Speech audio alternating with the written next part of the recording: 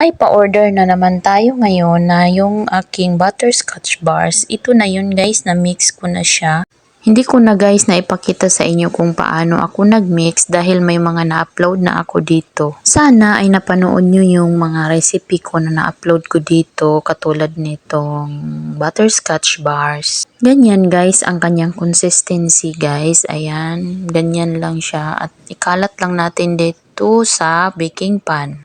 Ang consistency nito ay napakalagkit dahil nilagyan ko yan ng glucose syrup. At dahil isang box lang ang order sa atin ay isa lang din ang gagawin ko. Kaya ganyan lang siya karami, hindi siya masyadong madami guys dahil konti lang ang order. Kaya mag-order na kayo, yung malapit lang dito sa amin. At syempre ay naka-preheat na ang ating oven. Kanina pa, bago pa tayo nag-mix ay dapat naka-preheat na ang oven. Order ito ng reseller ko, kukunin ito bukas, pipick upin ito.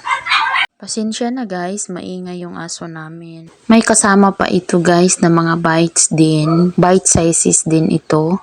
Ayan guys, ikalat lang natin dito sa ating baking pan. At bago ako naglagay ng glassine paper or yung parchment paper, ay pinahiran ko ang baking pan ng oil, konting oil lang. At sana guys ay makapag-bake na rin kayo dahil madali lang itong gawin. Itong recipe na ito ay napakadali lang.